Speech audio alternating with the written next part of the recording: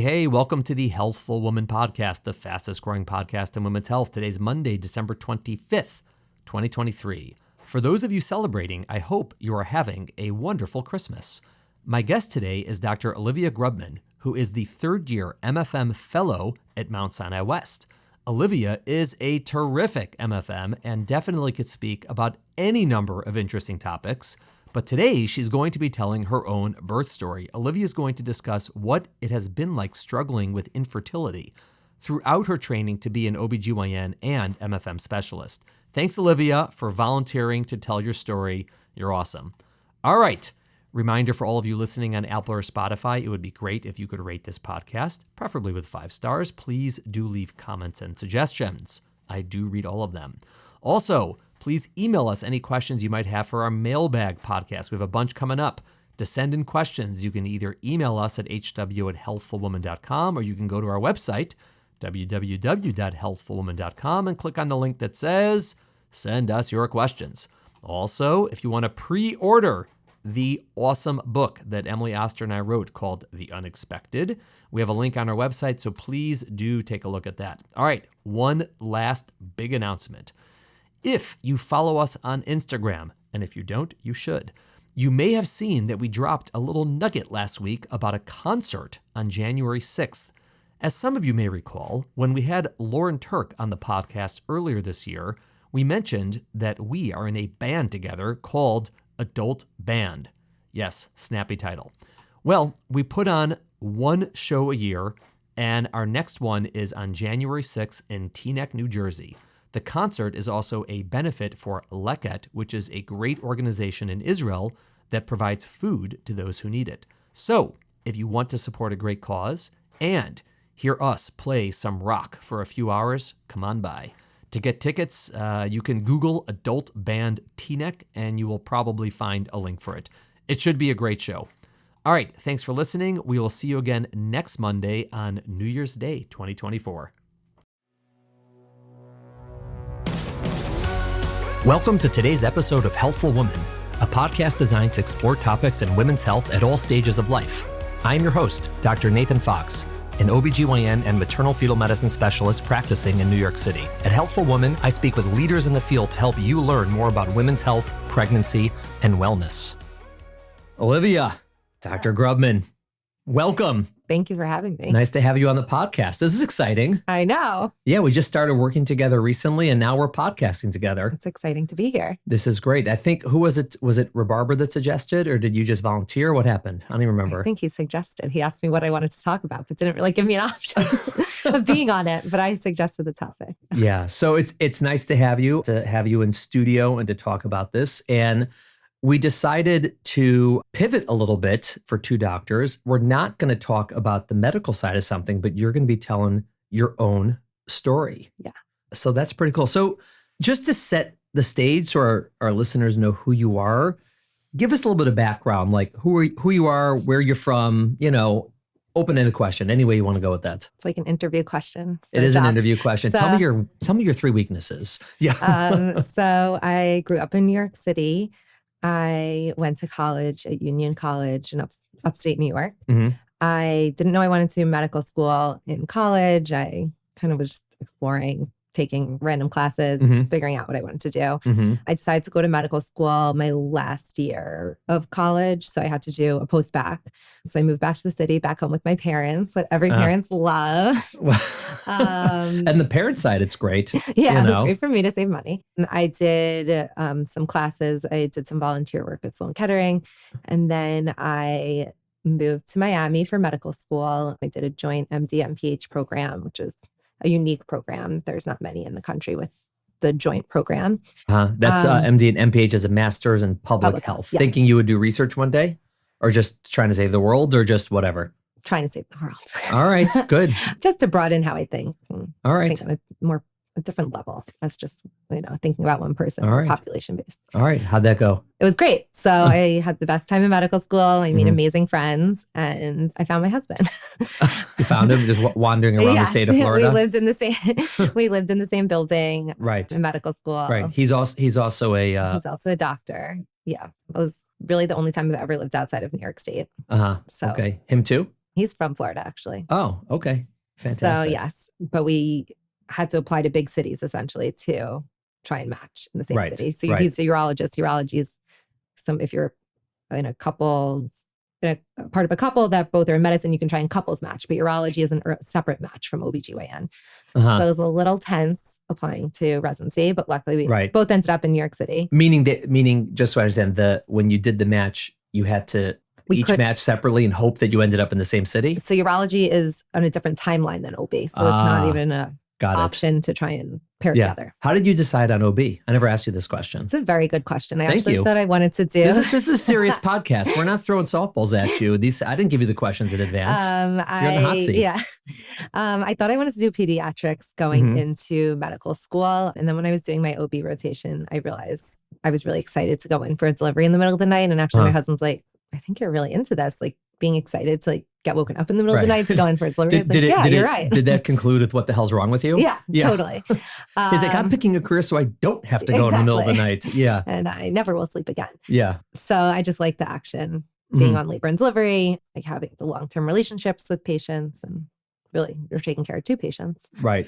So we came to New York City. We got married right before starting residency. I was like, we have to get married now. 2 weeks after graduation. We had 2 weeks after graduation before starting residency. I was like, if we don't get married now, who knows when we'll have off the same time ever again. Right. And urology is how long of a residency? 5-year residency. So it's 1 year more than yours. 1 year more. Okay. And then we both are doing fellowship now. So I'm in my 3rd year MFM fellowship. Yeah. Olivia's a terrific fellow, by the way. Thank you. In case all our listeners are curious. I am nearing the end of training finally. And my husband is also in his last year of fellowship. So he's doing a 2-year fellowship for urologic oncology. So that's how you're now aligned. So we call ourselves the pelvic pair. Yeah. That'd be a great superhero duo. Yeah. The pelvic pair. All right. Good job. Good job by you guys. Yeah. It's a lot of people advise doctors not to date and marry other doctors, and others say it's great. I don't know. What was, you're still happily married, but what was your experience like both going through training together? That's so hard. I think pros and cons. It's definitely tense because you're both exhausted. And you're just tired all the time, especially now that we have a son and we have a dog. It's a lot of responsibility. Right. Thankfully, my parents are around and help us tremendously with babysitting. But it's hard, but also the other person knows what you're going through. So they, it's not getting mad at me that my phone's ringing in the middle of the night or that I'm getting stuck in the OR because it could be him the next night. Right.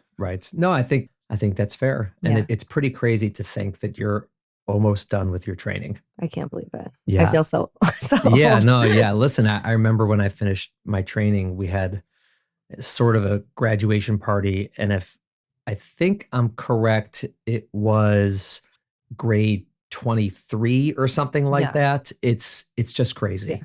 I mean, not even including college. It's 4 years of medical school, 4 years of fellowship, residency, and then 3 years of fellowship. It's a long time. It's a long time. Well, congratulations in advance. Thank you. I presume that on the course you're headed, we'll graduate you. Knock on wood. Yeah, I don't know. I can't guarantee it. I guess it's up to Lois and Andre. I don't make that final decision, but presumably, yes. Good, you seem to be doing a good job. So tell us about your story. Part of it is a fertility story. Yeah. Right. So when did you guys think you wanted to start having kids, and how'd that go? Yeah. So infertility has become a huge part of my identity. Think about it every day.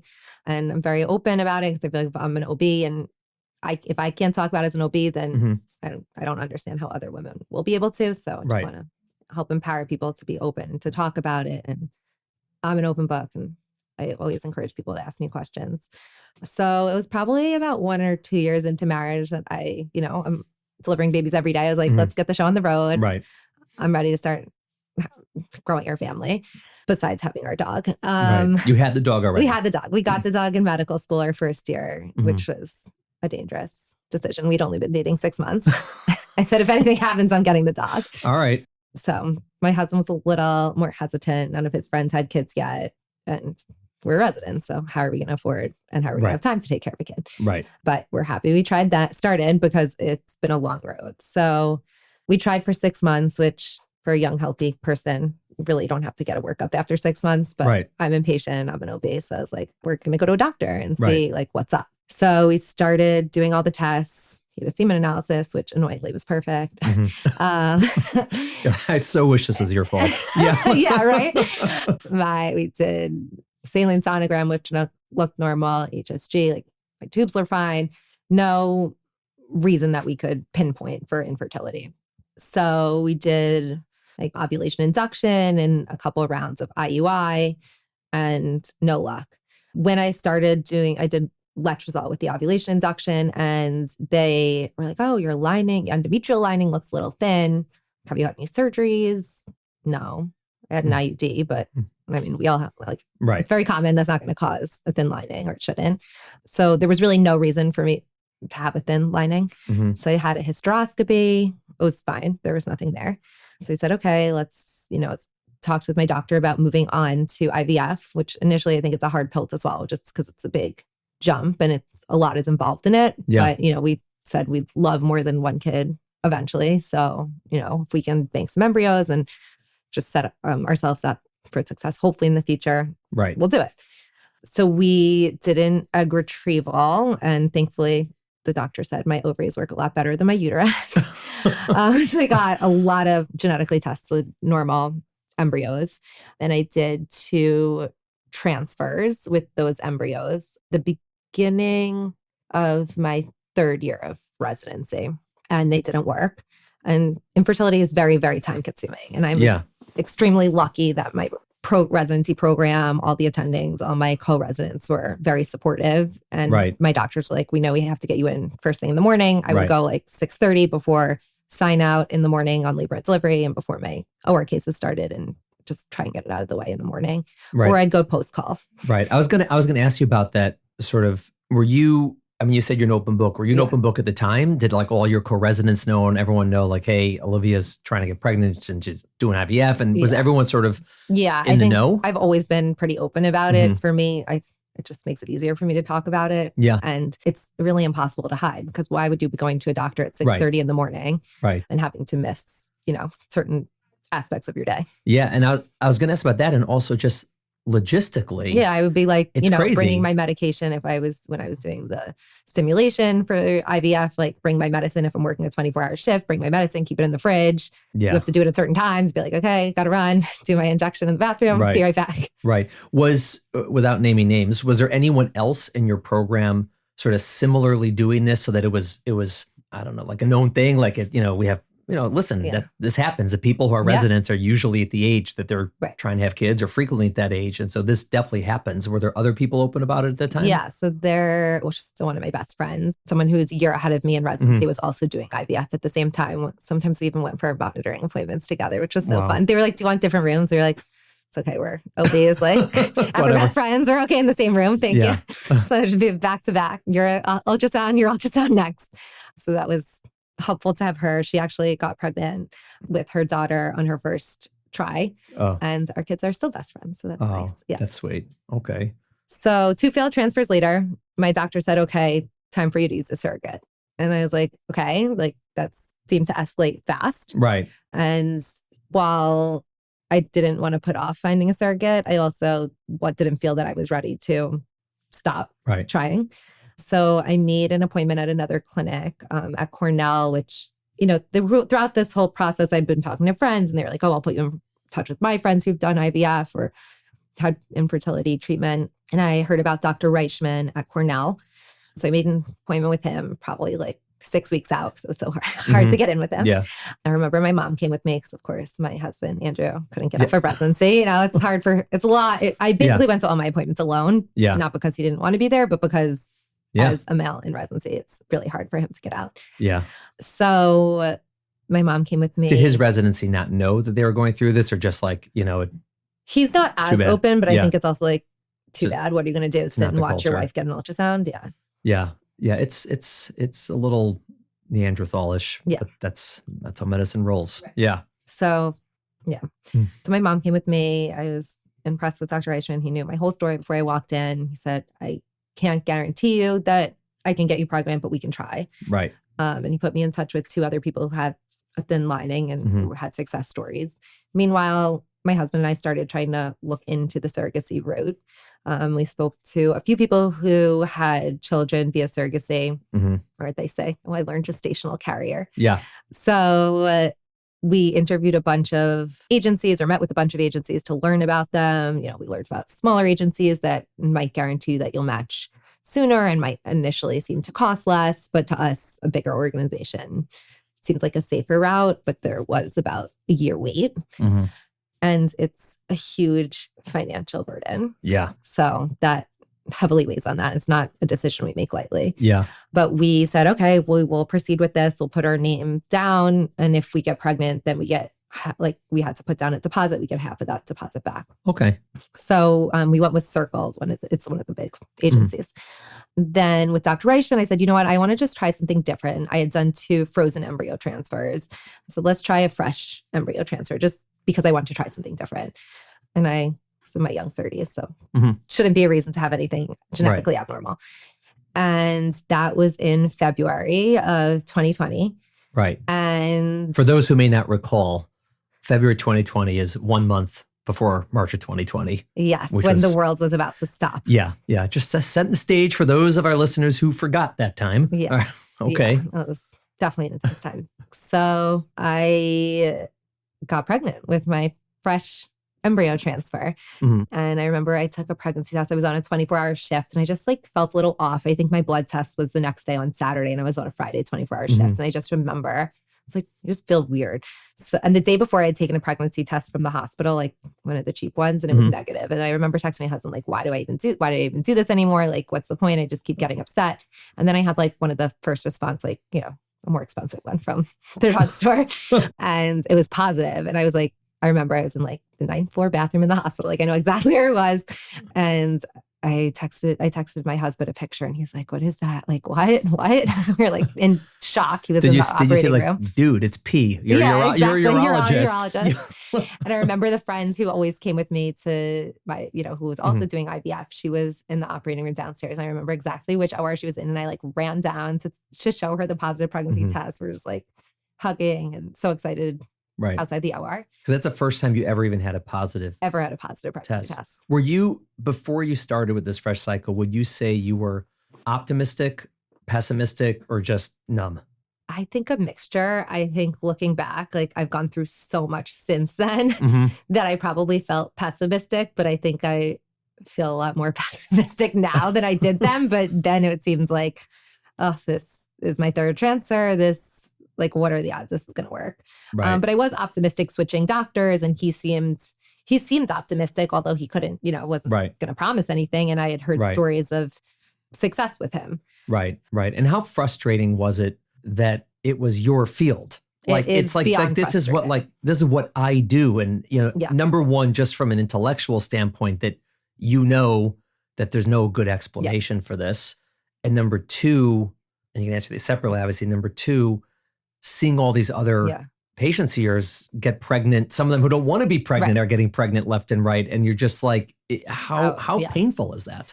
It's extremely painful. And I think that's part of why I continuously try to get pregnant myself, even though I know surrogacy is in a way easier for me, but it's extremely frustrating. It's like, I have barely any medical problems. We see patients who are so much sicker than me with like a list of medical problems and decades, almost decades older than me and can get pregnant. I'm like, how is it possible that you can get pregnant and I can't get pregnant? So it is extremely frustrating and it's just in my face every single day at work. How do you keep that from your patients? That feel, you know what I'm saying? The reaction, the feeling. I mean, you obviously do, you know, but how do you put that wall up? I don't really have an option. I just have to put the wall up and just function and go about my everyday. But it is hard when patients are complaining like, oh, I don't like, have this ache and this pain, or the baby's moving too much. I'm like, that's great. Like, you should just be so thankful and really know you're so lucky to be here in this position. Yeah. Yeah. Wow. All right. So you get the positive pregnancy test, but as everyone knows, that doesn't mean it's going to happen. It doesn't mean everything. Right. And then the problem was COVID hit. Right. So then I'm like, okay, well, my husband was on a rotation at Elmhurst at the time. And that was like ground zero for COVID. Like that's where like on the news, you saw like the trucks like outside, like dead bodies. And it was just like, I cannot be living with my husband because I cannot get COVID for right now, because we didn't know what was going to happen if you got COVID in pregnancy. And we had worked so hard for this pregnancy. So I moved in with my parents. And you're a third year resident? I was a third year resident. Yeah. That's a real busy year. Yeah. Yeah. I was very, very fortunate that the programs that I could do telehealth visits from home for the first trimester. So that was amazing from residency perspective. I moved in with my parents. I packed a little bag thinking I would go there for a week. COVID would pass. And it ends up being like 3 months that I was living with my parents. My husband and I would meet sometimes like in the park and like wear masks and like stay far apart. Oh my God. I remember like going to the doctor's office for my ultrasounds and obviously going alone because my husband couldn't come. Right. Even because he was a resident and because of COVID. Even if he could come, he couldn't come. Right. And I remember like one point I almost touched my eye and Dr. Reichman was like, don't touch your eye. Like, because we were like, how did COVID like spread? And then like trying to get N95 masks. And it was just a really scary time. But life went on and we had a really amazing pregnancy, uncomplicated, thank God. And I was going to have my 39-week induction. My water broke at 38 weeks. And I have a Halloween baby. So my 4th year of residency, Ryan was born. And I had, my very short maternity leave. I'm back to residency I went. So as the pregnancy is progressing, right, you're out of the first trimester. Like at what point did you sort of make that mental shift to like, I can't believe this is happening to like, this is happening, right? I'm having a baby. I really don't think until he was born. I mean, once you can see your belly was that a fertility thing or a COVID thing? I think it's an OB thing that we see the worst happen. And like, you don't feel safe until the baby's out and in your arms. Okay. So what was that birth like? It was actually great. Like I was annoyed that he was going to be born on Halloween initially, but now I've embraced that. Right. You didn't have, it was already the time where you could have someone with you and everything, right? Yes, thankfully I could, but I mean, my husband also had a Mount Sinai ID, which was nice. Fair. So you delivered at Sinai West. Yeah, at Mount Sinai West. But he worked in the system, so he could have, But it was hard. I mean, my mom also works at Mount Sinai West, so she was able to be there. Which if I think you were probably only allowed one partner, but she came in, and then it was. I mean, I think it was hard that other family members couldn't come in, but. There were so many people in and out of our room, like saying hi. And Andrew's like, this is just exhausting. Like, you had a good working epidural? Oh, it was amazing. Epidural was the best part.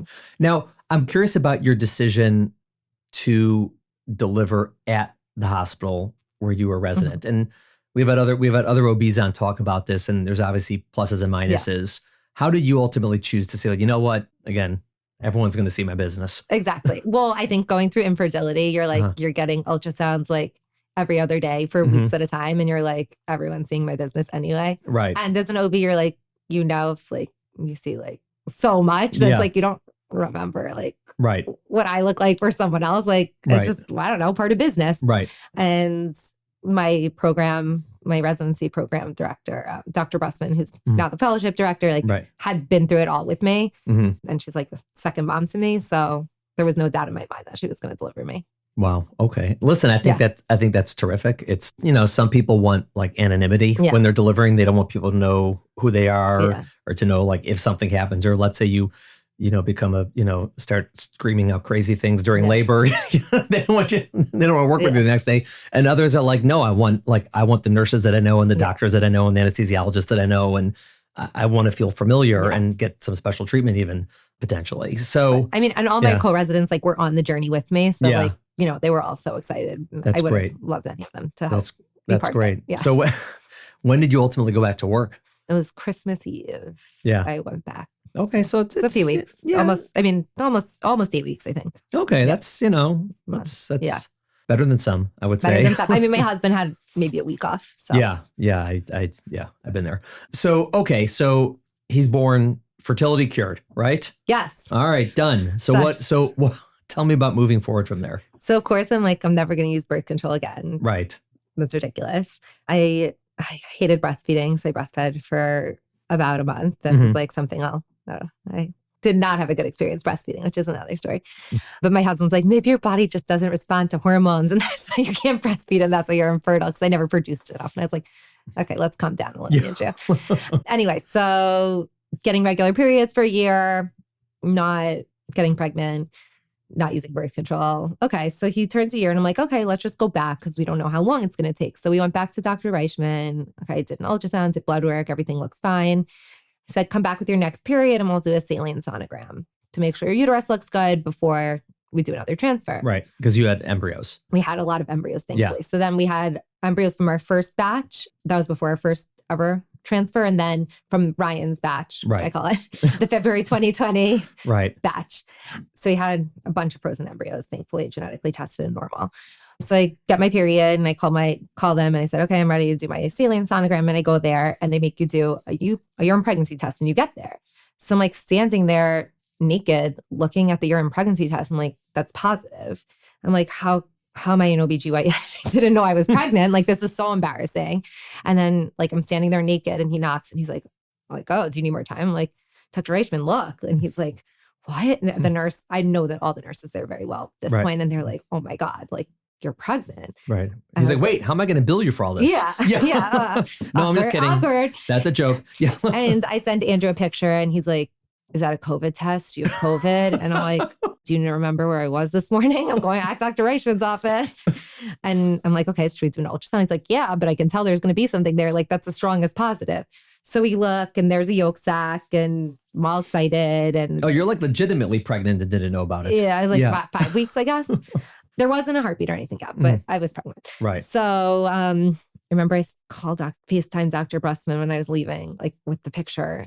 And she's like, is that you? And I'm like, yeah, like that's in my uterus. And I remember he called her parents. They're like, we had an interesting day. Like, Olivia went for a saline sonogram and she's pregnant. So then we're nervous, but we're like, oh, this is so exciting. Like, we spontaneously got pregnant and everything's looking great. And I'm doing an ultrasound every week because I'm anxious and I'm around ultrasounds all the time at this point because I am a first-year fellow. Right. And we see a heartbeat and it's growing and everything's exciting. And then I remember very vividly, it was a Thursday afternoon. I was in diabetes clinic with Dr. Brustman. I was like, let's just check. You know, I want my weekly ultrasound. I want to make sure it's like everything's looking good. And we're in the private office and she's like looking abdominally because at that point you had been able to see it abdominally. And I'm like, we don't see it. And it's just like, this is weird. So we do a transvaginal ultrasound and we still don't see the heartbeat. And we're like starting to get really nervous. So we go over to the ultrasound unit where there's better ultrasounds. And we have one of the techs meet us. And I remember Andrew was there that day and I called him and I was like, there's no heartbeat. You have to come meet me. And the ultrasound tech confirmed that there was no heartbeat. How far along were you? About 9 weeks. Oh. So, but we're like, I was like, okay, I need this over now. Like, I just want it out. Right. I want to move on. This was a pregnancy that like we never thought would happen because we never thought we would spontaneously get pregnant. And I was feeling like horrible and nauseous and tired. And I was like, I just want to feel better, like get it out. And I called, I think I emailed him like Dr. Reichman in a panic, being like, we gotta, like, this is what happened. He's like, are you sure? Did you scan yourself? Was this real? And I was like, yes, Dr. Reichman, someone legitimate scanned me. I wasn't scanning myself. And he's like, okay, well, I don't want you to do a DNC because I'm worried. He's always very worried that I'm going to get Asherman's or scar tissue because of my thin lining. So he's like, you need to do a medical AB. I'm like, okay, that's annoying, but fine. And he's like, you need to collect the products so we can send it for genetic testing. And I'm like, okay, now you're asking a lot, but okay. So I like get the little pan that goes in the toilet from the hospital. And I bring it home and I get my medication. And Saturday morning, we drop Ryan off with my parents. And I'm like, okay, I'm going to do this. So they gave me half an Ativan, which was like the best thing ever. I fell asleep. I took my medication and I woke up like 3 hours later. It was like a great nap. And I called Dr. Brust and was like, nothing's happening. Like, I feel fine. And then she's like, are you sure? And then I stand up and like, it just like pours out. And then my friends who also, the one who had been with me like the whole path of like through infertility, happened to live in my building at the time.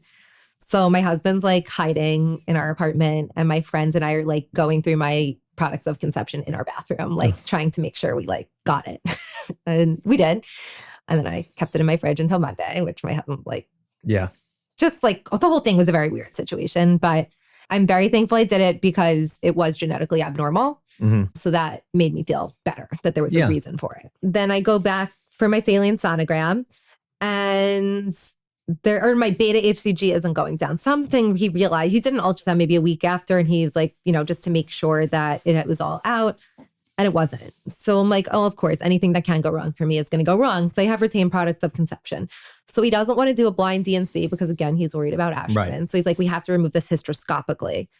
And I'm like, okay, Right. great, whatever. And then he wants it was like very vascular. We had never really seen anything like it. So he's watching the beta HCG downtrends. Every week I'm getting blood work. I'm alternating between his office and our office at the hospital. And it's going down. And then at one point I just start like hemorrhaging. Like I'm on L&D doing, I don't remember if it's 12-hour shift or 24, whatever, during the day. And I'm doing a C-section. I like feel something rushing down my leg. And I'm like, wait, this isn't the patient's blood. Like this is my blood. And I'm like, oh my God, like I'm hemorrhaging from these retained POCs now. Like we got to get this out. So I was like, okay, I'll deliver the baby.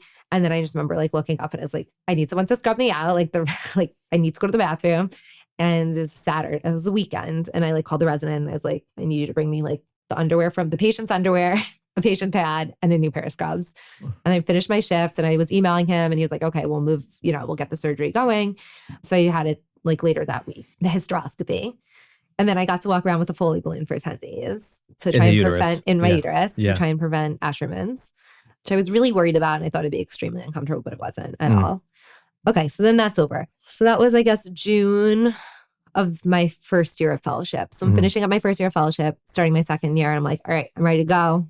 I want to like get back on. So it's like a year and a half ago, give or take. Yeah. Okay. So like I'm ready to get back on and try again because I want to use my genetically tested embryos now. Right. So then we do a saline sonogram, everything looks good. And we do the first embryo transfer. And I remember I was like, this is going to work. Maybe my first batch of embryos was like botched and I just needed these like Cornell embryos and these are great embryos. Right. And Dr. Reichman like knows what to do and this is going to work because Ryan worked and this should work. And that I was like very optimistic, I remember at that point, and it didn't work. And I'm like, okay, well, it took me 3 times last time. Like, let's keep going. So we keep trying different protocols, like natural cycle, medicated cycle, like this medication, different medications, and nothing's working. So then I think it's about embryo transfer number 7, where he's like, I think you're like, we need to sit down and like regroup. Like this is getting a little crazy. Like we really should go back to surrogacy again. So I'm like, okay, they still have half of my down payment. I'm not opposed to it. We can get back on the surrogacy list, but I'm not done trying. Right.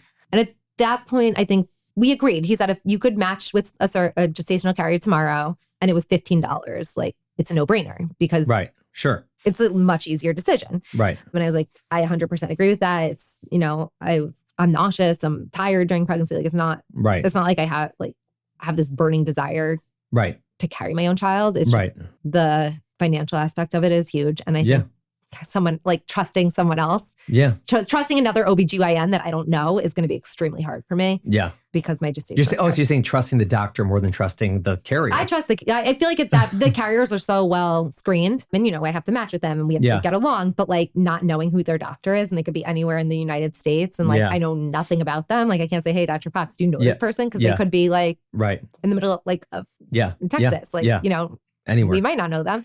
They might not be, they probably won't be seeing an MFM. So that I know is going to be a big hurdle for me when we get there. But I'm like, okay, so we signed back with surrogacy and I'm like, all right, but I want to keep trying. So then I'm also now studying for my oral boards, which is like a huge deal and an extremely stressful time. But I'm like, I don't want to put things off more. So I'm like doing both at the same time, which probably wasn't the best idea, but it worked out. Yeah. So that's okay.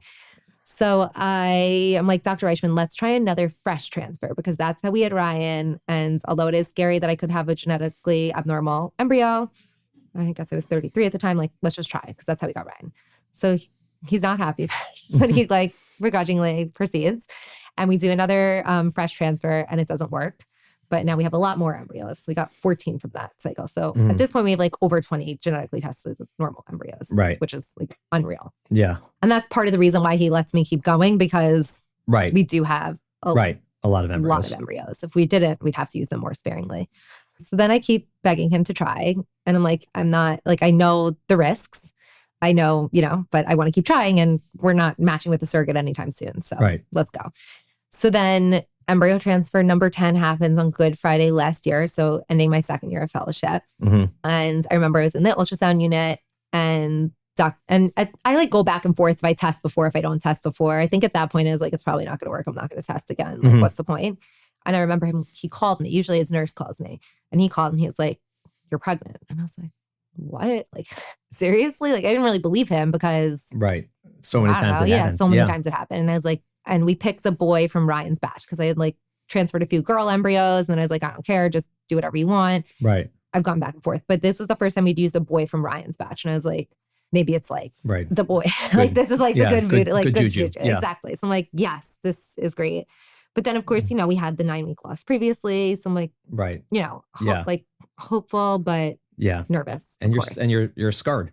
Completely. Yeah. So what ultimately happened with that pregnancy? So about 9 weeks, I was going to Reichman basically weekly because because I was anxious. Yeah. And he understood that. And he's like, 9 weeks. He's like, this looks a little weird. I'm like I couldn't tell if it's like edema or like what behind the back of the baby's back in the head, or if it was just like the membrane. And he's doing a transvaginal ultrasound. It's like I can really scan myself. And I'm like, I don't know. Can you like move it a little this way, move it a little this way, show me the head? And I'm like, I don't know. And he's like, I don't love it. I'm like, I don't love it either.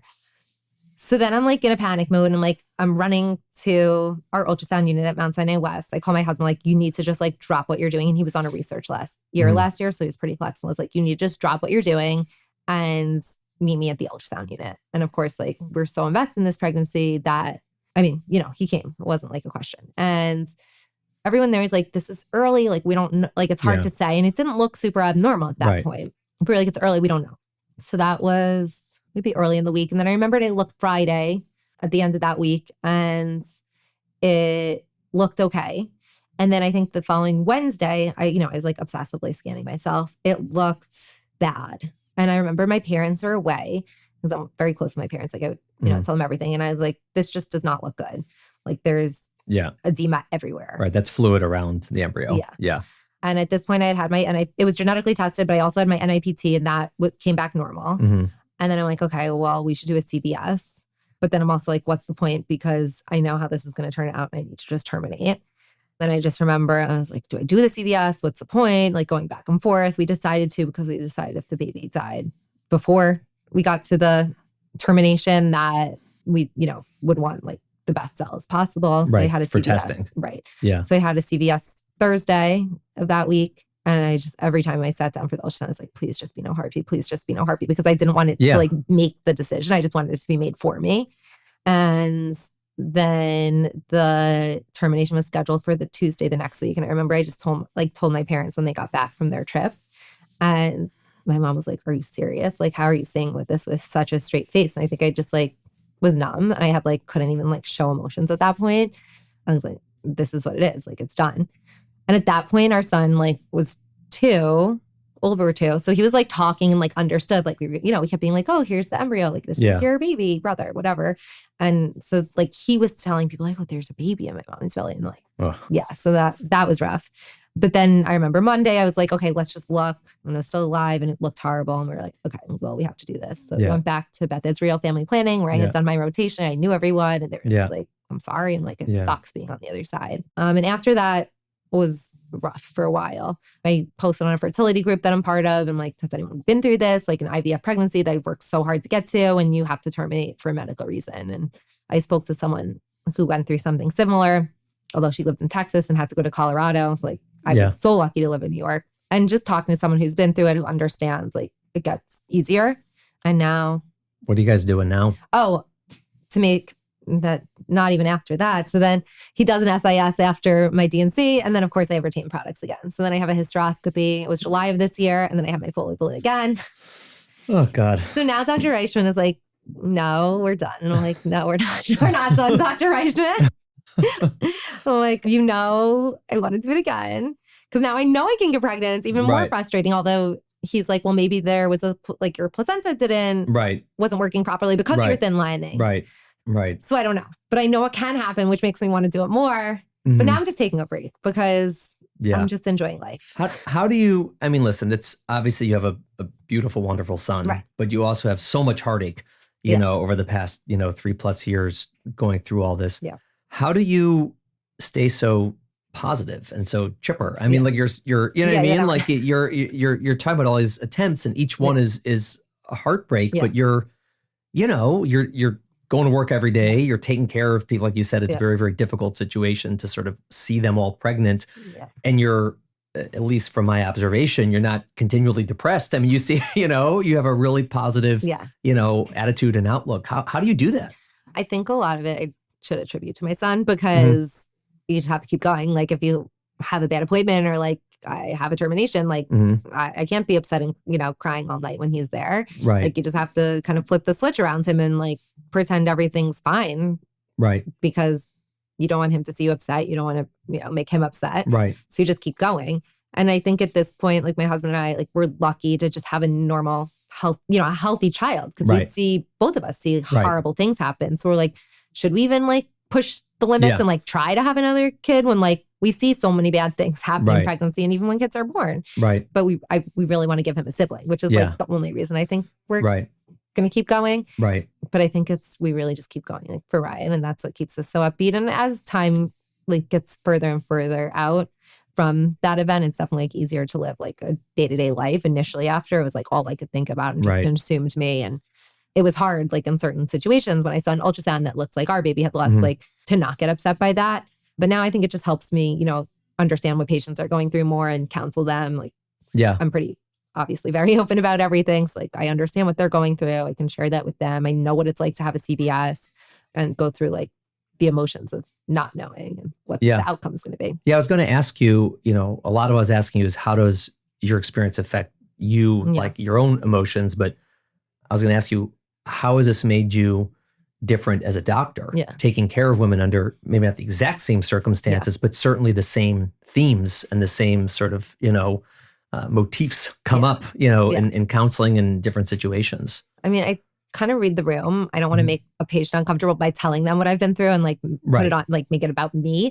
But I think, I just kind of get a vibe from them and see if they seem receptive. And if so, I do share my story because again, I think it just makes it like they see I'm a person. I know what they're going through. I can sympathize with them and they can be open with me and ask me questions about everything. Right. Wow. Olivia, thanks for coming on and telling your story. Thank you. You. It is hard to tell the story. And, you, as you said, you're an open book, but I think it's to, it's to the benefit of our listeners to know what people go through. And then again, not everyone knows that people are going through this. Right. This could all be behind the scenes sometimes for people's friends and family. And you just don't know what people are going through when they're trying to build their families. And sometimes they're fortunate and it's very easy. And other times it's extremely difficult, if not impossible, and everything in between. Yeah. I mean, 1,000 nurses every day in the hospital say, when is the next one coming? Because everyone's so excited. I'm like, sometimes they make it up. We're trying. It was really hard for us to have Ryan. When you find me a surrogate, where's your next one? Frozen on ice at Cornell. I start getting creative. Yeah, so how's your uterus? Yeah, exactly. Can I borrow that for about 10 months? Sometimes I float off and sometimes I just think of creative answers. Exactly. Wow. Well, thank you so much for coming on. Thank you for having me, Dr. Fox. This was... I love you calling me Dr. Fox. Navy. All right. Yeah, there you go. We're going to end with that. Thank you for listening to the Healthful Woman podcast. To learn more about our podcast, please visit our website at www.healthfulwoman.com. That's HEALTHFULWOMAN.com. If you have any questions about this podcast or any other topic you would like us to address, please feel free to email us at hw@healthfulwoman.com. Have a great day. The information discussed in Healthful Woman is intended for educational uses only and does not replace medical care from your physician. Healthful Woman is meant to expand your knowledge of women's health and does not replace ongoing care from your regular physician or gynecologist.